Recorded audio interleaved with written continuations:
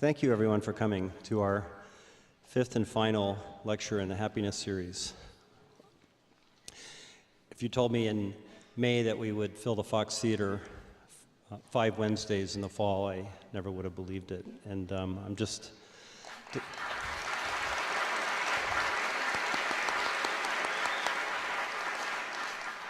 Tucson, you are the Athens of the West.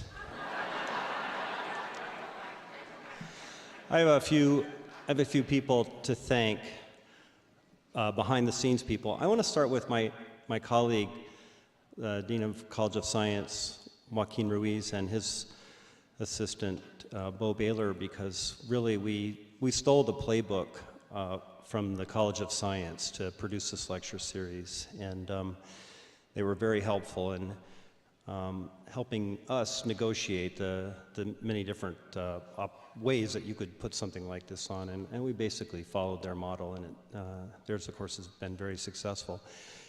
If you're interested, and I'm sure that you probably are, their series this spring is called The Evolving Brain. It begins on January 27th at Centennial Hall, so mark a mental note on that, and I'm sure you'll see more publicity on it as we get closer. In addition, we have 3 people who gave up a lot of their time to watch the trial runs and to make commentaries on the speakers that we've had during this series. And I want to especially thank SBS Advisory Board member Elise Collins-Shields and the founder of Path to Happiness, Molly Stranahan, and the department head for the Department of Communication, Chris Seagren.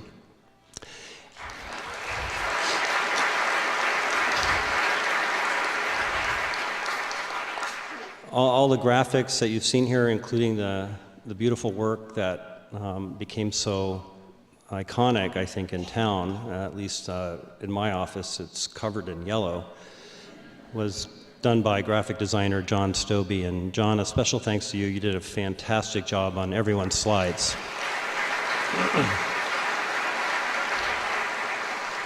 We've had a lot of student volunteers, including a bunch of Navy ROTC and Air Force ROTC people out there directing traffic and making sure that no one got out of line, and I want to thank them as well.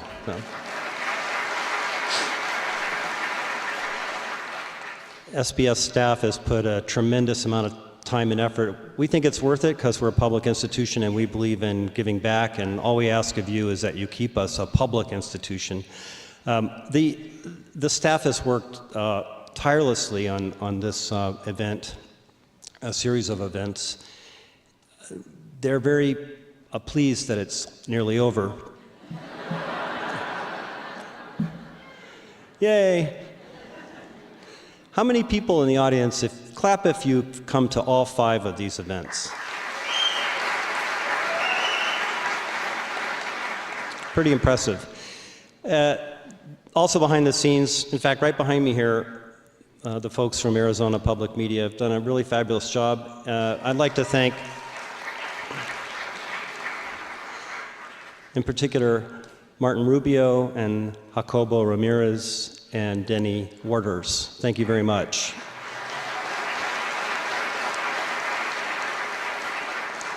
The lectures are starting to be put online now. These guys are great professionals. They were not able to get rid of the extra 20 pounds that the camera puts on me, so just bear that in mind if you decide to watch them online. But they've done a really great job. And Betsy Boulding and Kay Brown from TEP, Betsy Boulding and Kay Brown from TEP Unisource. Thank you all for the work that you've done. Our lead sponsors, the ones who made this free, the SBS Magellan Circle, the Arizona Daily Star, and the Tucson Medical Center. Thank all of you for your financial support.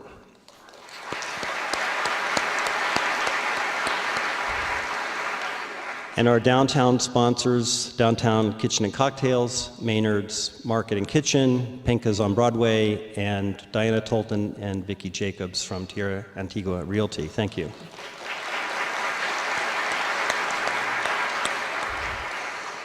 And our health and wellness sponsors, Miraval Arizona Spa and Resort, the EOS Foundation, The Path to Happiness, and Bodyworks Pilates. Thank you very much for your support.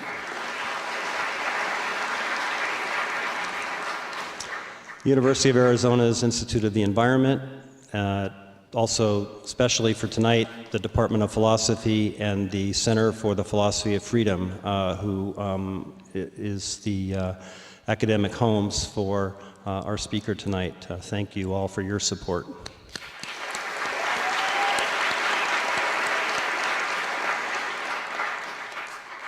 We have a special little ending tonight at the end of Professor Daniel C. Russell's talk, and if you can spare a few minutes, I'd appreciate it.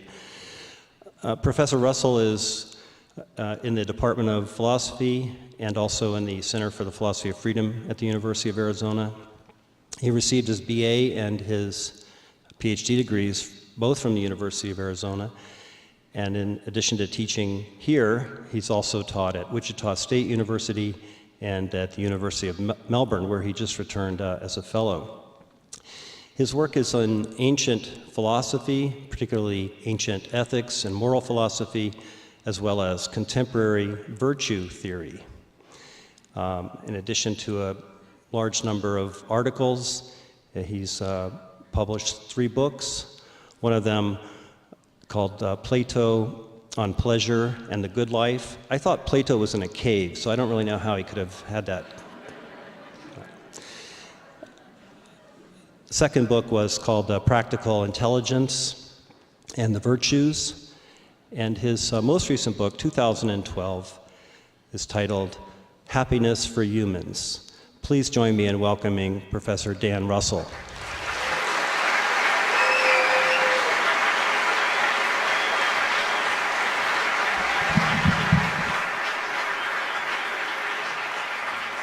Well, thanks, JP, for that introduction, and thanks to all of you for coming. Now, as this is the last lecture in the series, I thought it would be appropriate to start it with a song. But it's not one that I'm going to sing. I'll spare you that. I'll just talk about it.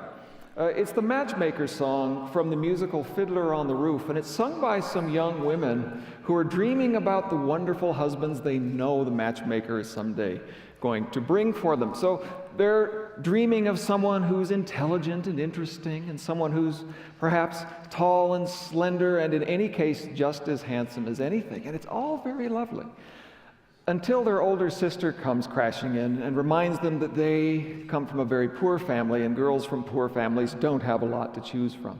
So as beautiful as these images they have in their mind might be, that's not going to be the reality. The reality is going to be something a lot more like this.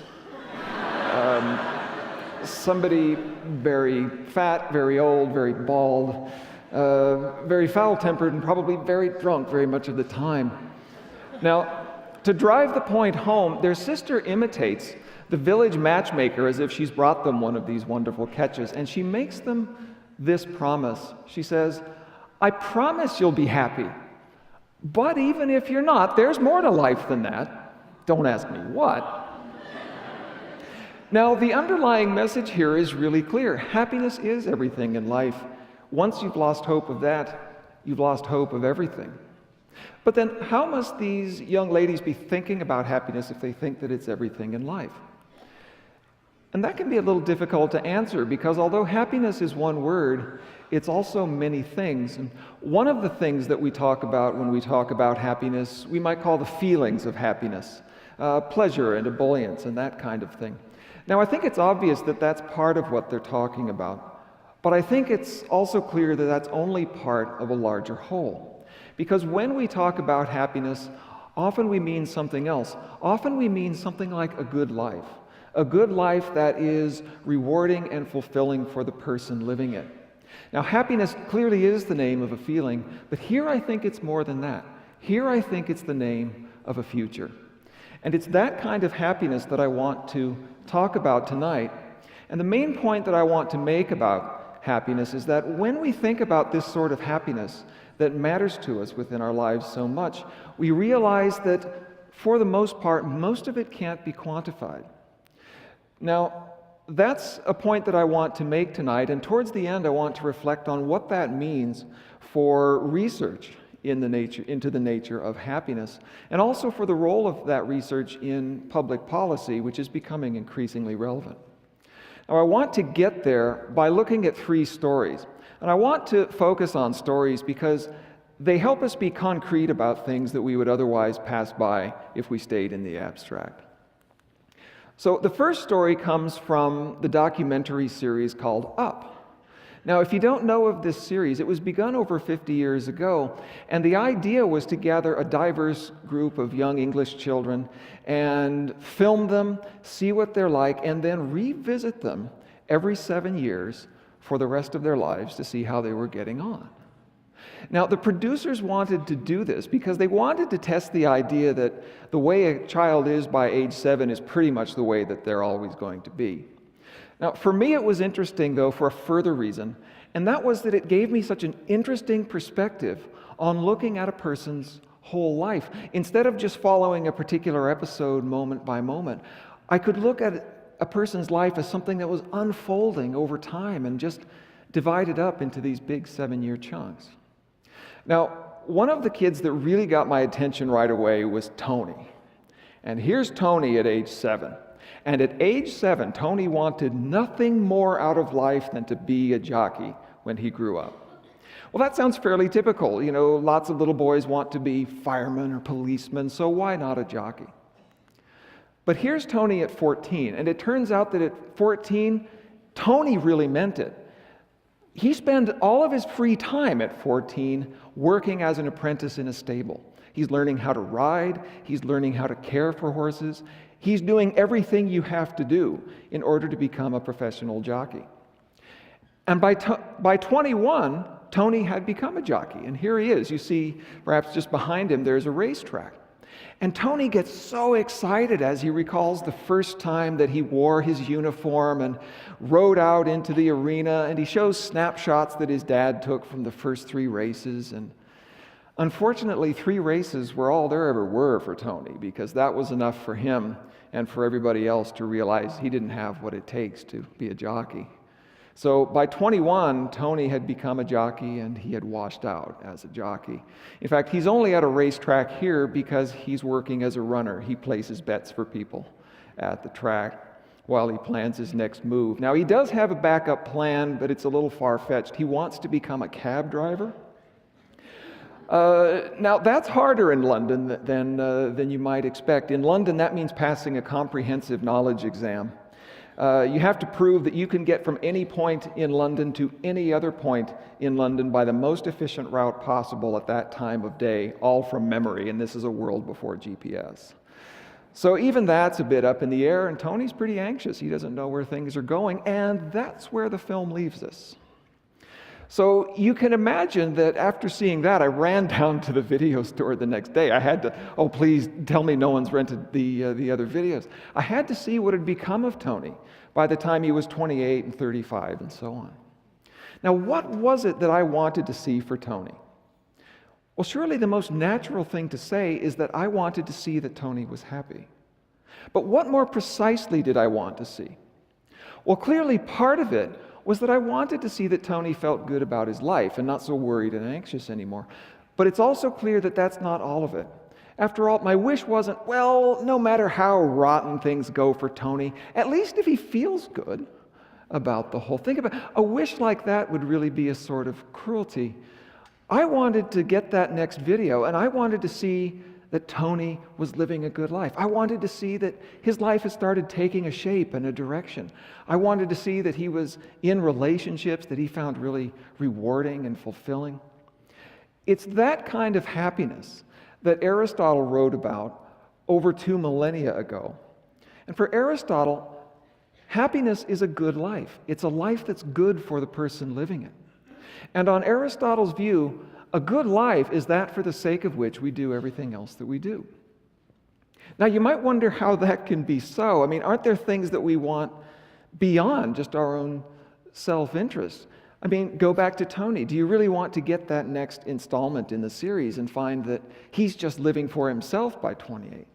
That would be really horrible. The thing is, though, that would have sounded really horrible to Aristotle as well. So we need to dig a bit deeper. And I want to start with this idea of doing something for the sake of something. Now, when I present this idea to my students in my class, I often play this little game with them. I'll look out across the room and I'll say, well, you're all here, so evidently you all got out of bed this morning.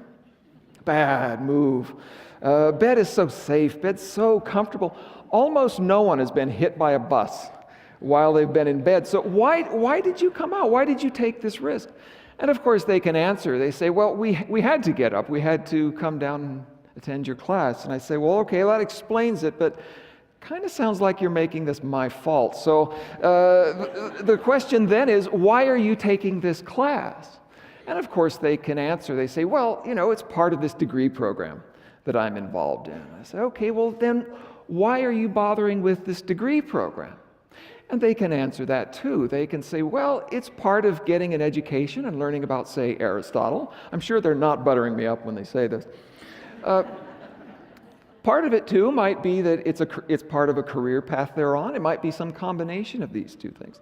Now, we can keep on going like this, but something that we see already is that these different aims that people have and these different things that we go through, they're not just randomly scattered throughout our lives. They link up together. We might say that they form chains. And we can pick out any one of them and we can explain what it's doing in our lives by pointing to where it fits in the chain, pointing to that next link in the chain. The other thing that we notice is that as we keep going up this chain, these things are getting bigger and bigger. They're more profound parts of our lives. We start out with everyday things like getting up and going to class, but pretty soon we're talking about these larger goals for what we want to do with our lives and what people we might want to be. Now we could keep going in that vein, and eventually we would get here. We would get to saying, well, why is it that you want all of these other things? And ultimately the answer is, well, I want them for the sake of the life that I'm living. And it's here that Aristotle thinks the chain has to come to an end. And where it ends is with the notion of giving ourselves a good life, a happy life. That's where it ends, because it's not as if we could keep asking and say, okay, so I see that this is all about making use of this amazing opportunity that you have to be on the earth for a short time. But why do you care about that opportunity? Think about it. If we didn't care about that opportunity, how could we possibly care about any opportunity? And that's really where Aristotle begins, with this awesome idea that life is an opportunity. And making something good of that opportunity, that's what Aristotle means by happiness. Now at this point, I think it's useful to break his view down into two further parts. Part of it is to be yourself and to find out who that is. This is to find things to live for and to live for them. And this is where we're left with Tony at 21. He had one future, but now he's trying to decide over again what his future is going to be and what person he's going to become. Now, of course, he doesn't start from a blank slate. He's obviously someone's son, maybe he's someone's brother, hopefully he's someone's friend. But these still leave questions for Tony, questions about what role and importance he might give these attachments in his overall life. There are questions about how he might prioritize them, and there are questions about how he might fit them in with the other goals and relationships that he goes on to acquire. And that brings us to the second part, which is to live with wisdom. And this is where Aristotle thinks philosophy has a lot to offer, because philosophy studies the things that humans have found make life good for humans. And these things include loving relationships with friends and family, interesting work, fairness and generosity towards other people, perhaps spiritual awareness and activity, and so on. Now notice that none of these things has to be self-centered. In fact, if wisdom has discovered anything, it's that being self-centered in your life is an extremely reliable way of wasting that opportunity to live a great life. And notice too that we don't have to think of these things as just means to his happiness. It doesn't work that way. Instead, you put all of these things together into one person. You put them all together into one life, and they are your happiness. So Tony and Aristotle bring us on to this first big idea, and that's that while happiness is the name of a feeling, when we really think about our lives, their happiness is the name of a future. Okay, now, having said that, I can't emphasize too much that the feelings of happiness are extremely important to having a happy life. A good life just can't be miserable. It can't even be drab. Aristotle was aware of that too. He thought that our need for enjoyment, that's part of what makes us tick. That's part of who we are, and our life is incomplete without that. But our life has those good feelings because it has these other good things, things like closeness and meaning, purpose and richness. But now that raises a question, because since the feelings of happiness are so important, we might ask, so is more always better? Or will we make compromises in the feelings of happiness for the sake of a happier life? That might sound paradoxical. How could we possibly trade happiness for the sake of happiness? Well, that brings us on to our second story. This is C.S. Lewis, Jack, to his friends. You may know him as the author of Chronicles of Narnia, among other things. Now, Jack's story is a love story. Here is a picture of Jack with his wife, Joy. Now, when Jack met Joy, he was in his middle age. He was pretty well established as a world figure. And at that time, Joy was on her deathbed, and they married. And shortly after that, her illness went into remission, and they went on to have a beautiful life together. They were very, very happy together. And the marriage really changed Jack. Before meeting Joy, his life was very safe, very comfortable. He was very established. He was C.S. Lewis. But one of the things that really attracted him to Joy was that she wasn't afraid to stand up to C.S. Lewis and say that some challenges would really do him a lot of good. And it turns out that she was right. With Joy, Jack found a new life of passion, a new life of brand new challenges. Unfortunately, after just a few years together, Joy's illness returned, and about as quickly as it had gone the first time, it took her life, and Jack was left alone again. The film Shadowlands is about this episode in C.S. Lewis's life. And in the film, Joy tells Jack something very strange to prepare him for her impending death. She tells him, "We can't have the happiness of yesterday without the pain of today." That's the deal. So here's a question. If that's the deal, why do we take the deal? Well, it might be a simple matter of cost-benefit analysis. So we go over here and we add up the happiness of yesterday, and then we tot up the pain of today, and we subtract it, and we see if we're at a net gain or a net loss. Now, if tidiness is all you want in a story, this is the story for you. And this has been extremely attractive, I'm afraid to say. Unfortunately, it doesn't have a thing to do with Jack. Remember something that I passed over very quickly a moment ago. When Jack married Joy, she was on her deathbed. Why would he do that? Why would he marry this dying woman? Well, go back to the film. There's a scene where Joy is still just a friend that Jack is visiting in the hospital. And at one point, Jack's brother asks him how he's bearing up with all of this. And he says, "Well, it's very difficult, obviously, watching my friend go through this, but I have to confess, there is a slight bit of relief. At least we're just friends, we're not lovers. Because if I loved her, she'd be the most important thing to me in the world. The thought of losing her would be utter torment." And it was at that moment that Jack admitted to himself that that's exactly how he did feel.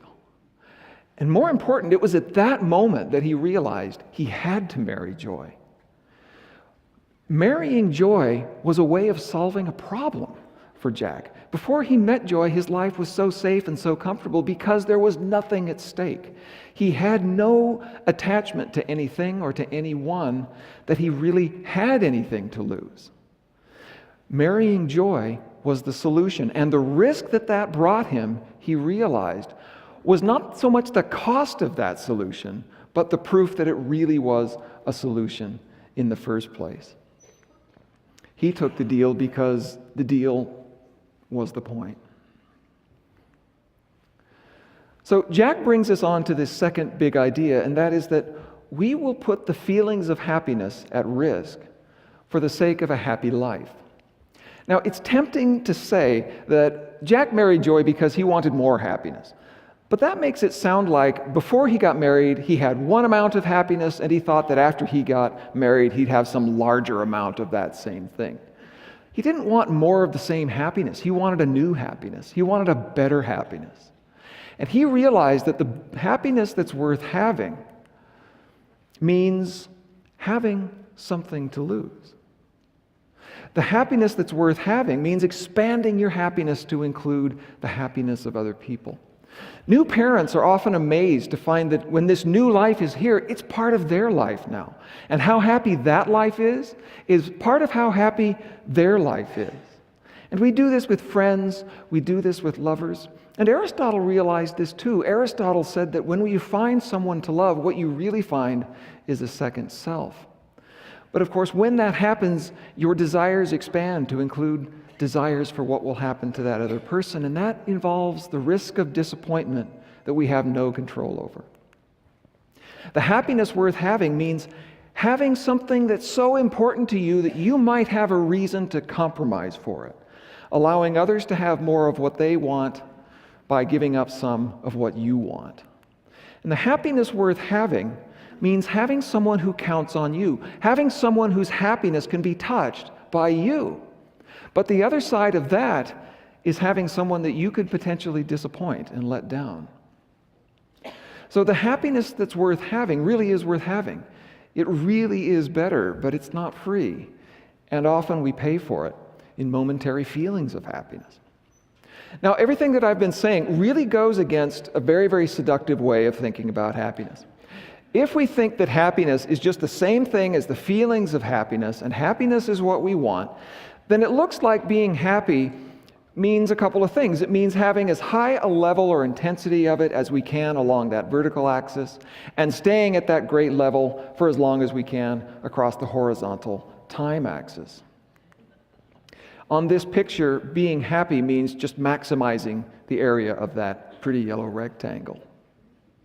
But what Jack's story illustrates is that's not actually how it works. What we will do is we will trade more along that vertical axis in return for better.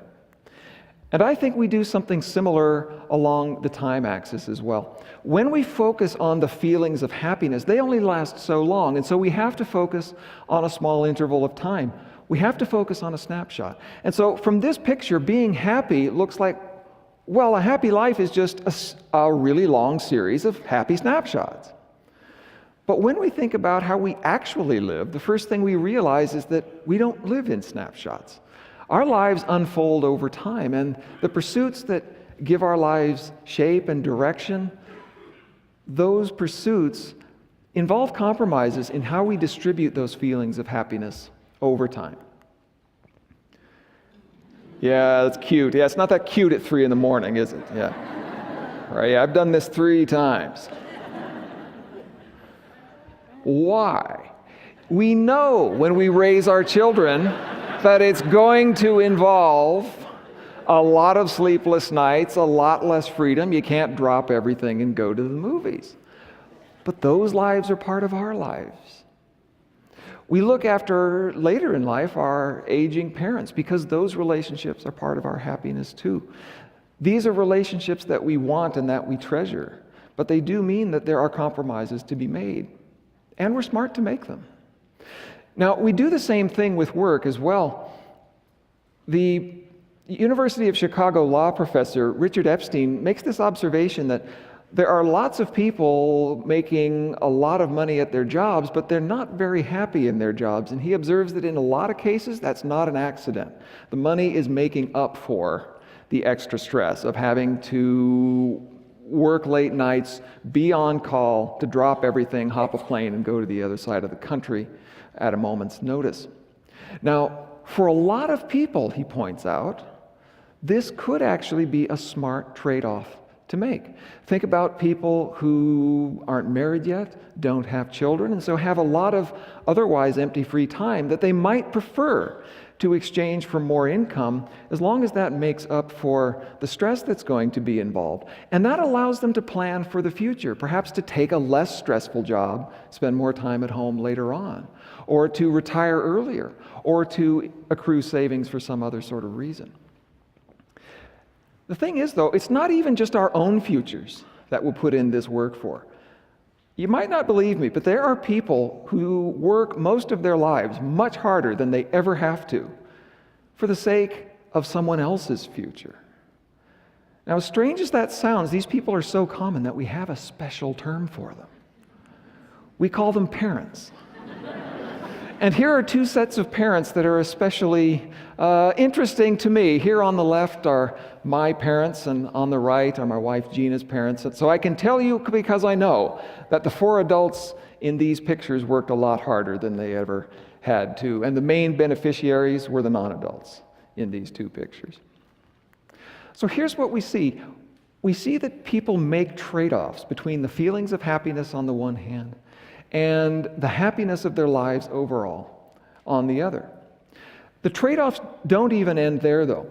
If we focus just here on the feelings of happiness, we'll find that there are trade-offs going on there as well. And that brings us to our third story. Now, I like our third story because we get to make it up. So here's what I do. I like to do this with my students too. I'll put up a picture of somebody at random that I find on the internet. Somewhere this person has no idea. But here he is with us tonight, and I even changed his name. I'm going to call him Brian. And I say, look, you only need to know one thing at the outset about Brian, and that's that Brian has a happy life. Okay, now, knowing that, what do you suppose Brian's life might be like? And I ask my students to come up with, well, fill in the details for what his life might be, given that we've agreed it's going to be a happy life. And my students are smart people, and they say smart things, and I think the things they say are right. They say things like this: well, maybe he's in love. Perhaps he's married. Perhaps he has a family. And I think, yes, that's been a huge part of my own happiness. Here's a suggestion that a student made just this past semester, and I thought it was brilliant. I'll bet Brian has a dog. I absolutely loved that. I thought, look, surely, I talk about how happiness expands to include other people, but let's tell the truth. It expands to include animals, too. I thought that was fantastic. And students will notice that he's playing an instrument here. And so they say, well, maybe that's a big part of his life. Maybe that's what he does for a living, or it's something he's really passionate about. So he gets a lot of enjoyment from that. And we could keep going, but here we go. You get the idea. You can sort of piece by piece think about what a happy life might be like for this person. Okay, so how happy is this life? Well, suppose we just focus on the feelings of happiness, or what researchers call subjective well-being. How's he doing just there? Now, we might try to find out by asking for his response to a number of statements. Things like, in most ways, my life is close to my ideal, the conditions of my life are excellent, I'm satisfied with my life, and so on. We might even ask him to quantify those answers. Let's say on a scale from 1 to 7, 1 is I strongly disagree, so I'm very dissatisfied. On up to 7, I strongly agree, so I couldn't possibly be more satisfied. So suppose that we ran our imaginary Brian through this survey. I suppose the kinds of scores he came up with would be something like this. Lots of 5s, even a 6 there, for a total of 25 out of 35, and that's good. But of course, it's not perfect, is it? This is not a perfect 35 out of 30. But then again, we didn't really expect him to get a perfect 35. But then why not? Think about it. It was ours to make up for this guy whatever happy life we wanted. And even then, we know perfectly well it's not going to be perfect in terms of subjective satisfaction. So here's a way of thinking about it. Suppose we approached it a different way. What would an individual have to be like in order to get a perfect 35 out of 35? So there I am sitting in my office pondering this. And it came to me. I know exactly who would get a perfect score. You want to know? It's his dog.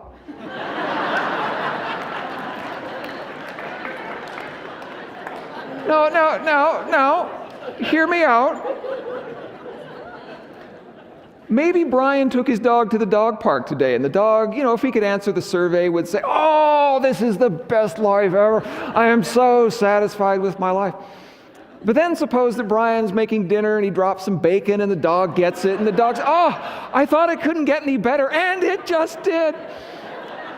Add to that regular bowel movements, and there's not a thing anybody could do that would ever make that dog more satisfied with its existence.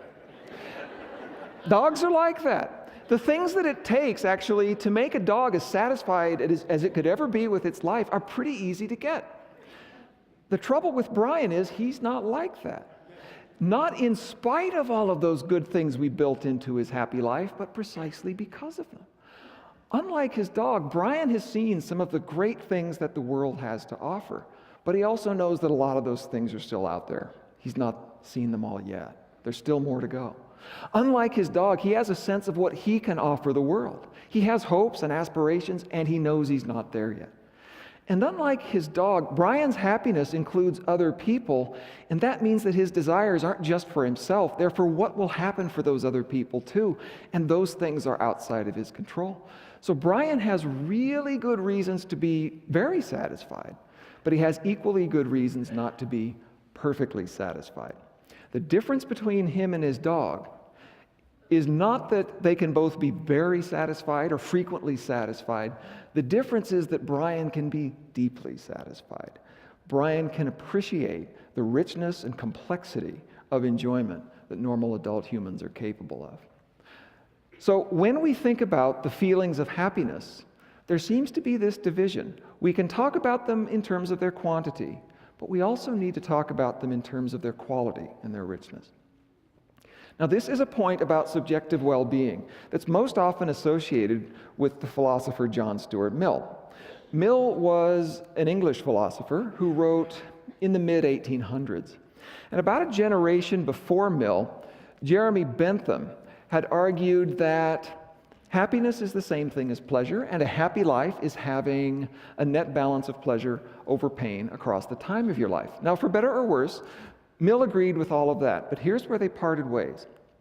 Bentham also thought that the only important difference between one pleasure and another pleasure was just quantity. How intense is it? How long does it last? That's all that matters. But the pleasure of drinking beer, the pleasure of listening to glorious music, there's no difference between these pleasures. It's all just the same. Mill thought that that was a mistake.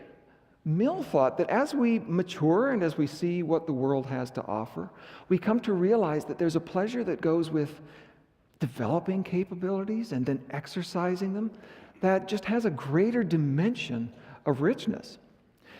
He also thought that once we had experienced that difference, we would make a lot of trade-offs in how intensely and how frequently we were satisfied in return to be capable of this much greater quality of satisfaction.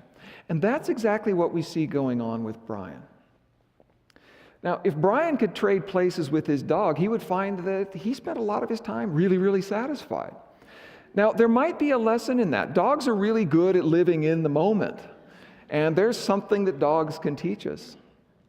But notice what that would give up. That would mean giving up that richness of experience that you and I all know that we're capable of because we're humans. Humans are capable of seeing the great things that the world has to offer, and once they've seen that, it can't be unseen. So of course Brian wouldn't trade places with his dog even if he could, and even though that would get his numbers up. So Brian brings us here to this third point, and that is that we will take a lower quantity of satisfaction for greater quality of satisfaction. Now think about one of the reasons why that matters. Go back to our happy yellow rectangle. On the way of thinking about happiness that says, well, happiness is just feeling happy and that's just a matter of quantity, it looks like necessarily this would have to be a happier life than this one could be, because this one has peaks and valleys, and there's less area to that yellow shape. But what's not part of this picture is the deeper richness of enjoyment and satisfaction. And it's not part of that picture because it can't be. That's the kind of thing that doesn't get quantified. And it could be that once we factor that in, this life is actually by far the happier of the two because it's more than made up for by the greater richness. But to see that point, really we need a different picture altogether. So when we think about happiness, we see these three things. We see happiness, that's the life we're trying to put together as a whole. And it includes feelings of happiness that involve both a dimension of quantity and a dimension of quality. Now, obviously, of those, only one aspect of happiness can be measured. And that was the main point that I wanted to make. For the most part, happiness is something that doesn't get quantified. Now, let's stop and notice that actually part of it can be quantified, and that's important. Go back to this scale that I talked about a moment ago. I had a bit of fun with this, but it's actually perfectly serious. This is one of the most commonly used instruments in happiness science to try to gauge how happy people are with their lives. So why is it that scientists focus so much just on the quantitative aspect of happiness? Well, that is because it is science. That's how science works. Something can't be discussed scientifically unless it can be quantified and unless it can be measured. And measuring it can have a lot of benefits. We can learn that if we want to feel better, science actually has answers to that question. And that's not a curious footnote. That's actually a glorious expansion of our understanding of ourselves as humans. And that's what we've seen in the series. But the other side is that there are these parts of happiness that can't be quantified. Now, they can be understood, and we need to understand them. It's just that we don't understand them through quantitative means. And that is why I think the philosophy of happiness has a real role to play, especially today, as we think more and more about the nature of happiness. Now, one of the biggest issues for philosophers of happiness to think about right now is what it would look like for happiness research to come more and more to the fore in public policy. And that's a really relevant issue because governments are becoming increasingly interested in happiness research. Now, what do we mean by the public here? Well, by the public, we might mean something very simple, just us, you and me. And there's a lot that science can teach us about what it takes to feel better. If we want to feel better, the evidence is pretty clear. We should spend more time together. We should spend more time being active. We should spend more time in beautiful places. Now, by the public, we might mean something more. We might mean the government, what our policymakers do. And science has something to add there as well. If we're building public parks, if we're building public hospitals, these are supposed to be restful places. And if science can tell us what it is that makes a place restful, that's a clear win. But suppose that we ramped it up to the next level. Suppose that our society transformed so that politicians started winning or losing elections on the basis of their promises to increase public happiness. Now,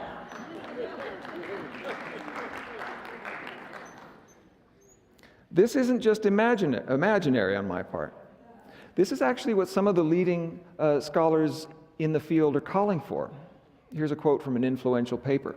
Politicians should base their campaigns on their plans for reducing distress, increasing life satisfaction and meaning, enhancing marital and leisure satisfaction, and optimizing engagement at work. So there's a really ambitious vision here. The idea is that scientists could come up with a unified and comprehensive theory of happiness, and policymakers could then grab onto that theory and start passing laws. I'm hesitant. There's a bandwagon here, and I'm not on it yet. Let me explain. Oh, well, thanks for that. Good night. But let me explain, because this looks like an obvious win, perhaps.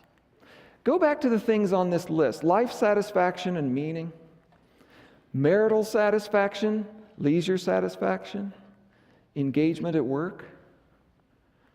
You might remember that these are some of those areas of life where people make those really complex individual trade-offs. Trade-offs between the feelings of happiness and the lives as a whole that they're putting together, and trade-offs between the quantitative side of their enjoyments and the qualitative side of the enjoyments. And the worry that I have is this: if public policy started focusing on that part of happiness that scientists can measure, then there's a real risk that policy will start making decisions for other people about how they should be living their lives. Now, let me explain what I mean. This is actually a problem that scientists themselves are wary of. I gave a reason a moment ago why scientists focus on just the quantitative nature of happiness, and that's because that's how science works. But scientists are clear about a second reason as well, and that's because it's the right thing for scientists to do. And their argument goes like this: in a democratic society, it is inappropriate for experts to be making decisions for other people about what lives are more meaningful or what kinds of enjoyments are of greater quality than others. And I think they're right about that. And to that I would add that it's not the place for philosophers to be making those decisions for other people as well. However, if policy were focused just on the quantitative aspects of happiness, what we can measure and what politicians can be held accountable for, then there is a real risk that what we will essentially be saying, without ever having meant to say it, is that actually there are some trade-offs that people ought to be making, and those are the trade-offs that put the feelings of happiness first. In other words, the trade-offs people should make, and more particularly, the trade-offs that public policy will encourage and reward, are trade-offs that focus on maximizing the area of that happy yellow rectangle. And here's what I'm worried about. The argument was that it's undemocratic for experts to decide for other people what kinds of lives are more meaningful. And that's right, but then surely it's just as undemocratic for experts to decide for others the relative importance that they should give to things like meaning on the one hand and enjoyment on the other. And the argument was also that it's undemocratic for experts to decide for others what kind of enjoyment is of better quality. But then surely it's also undemocratic to decide for other people what relative importance they should give to the quantitative and the qualitative aspects of their satisfactions. Those decisions are decisions that none of us would want to make for other people. They're not decisions that we would want our experts to make for other people, and they're not decisions that we would want to elect public officials to make for other people on our behalf. Making those decisions for other people is undemocratic. And what's more, I don't think it's how you build a happy society. You build a happy society by allowing people to gather as much information as they can about their choices and the likely consequences of their choices. And beyond that, resolving people to make their own choices and to put together the futures of their own design. He made it. On ya, Tony.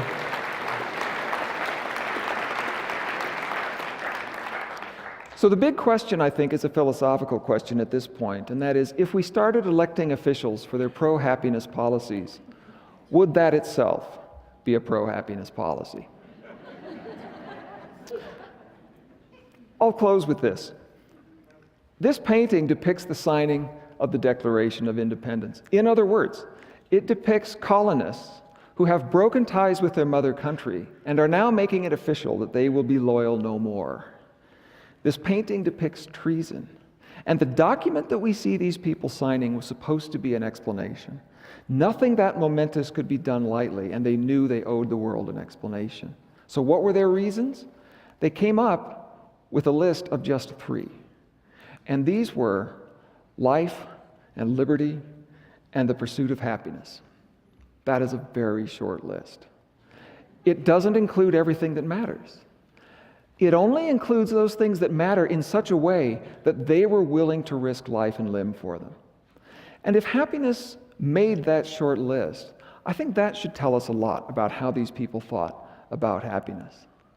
I would suggest that the right to pursue happiness is best understood here as the right to make a future of one's own, because people will put life and limb for risk to assert their right to have a future of their own.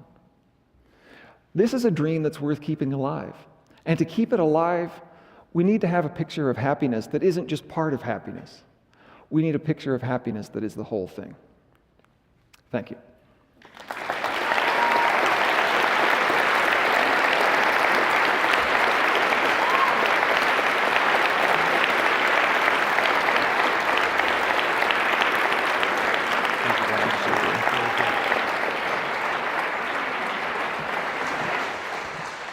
Dan.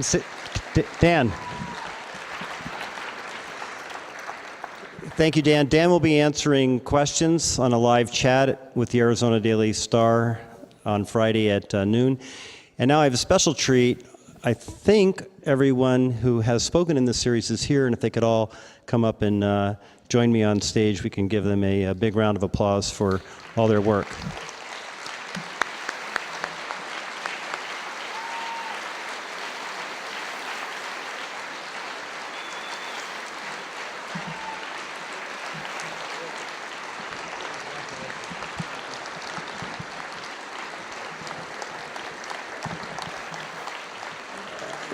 Where's Esther and Chuck? Oh, there you are. Celestino Fernandez.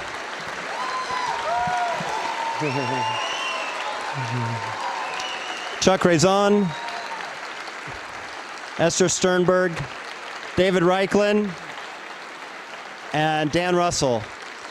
And now, one more person, Lydia. The person who saw that this was going to be a great event and who put it all together, the Director of Outreach in the College of Social and Behavioral Sciences, Lydia Brunig. Lydia, thank you. What a great job.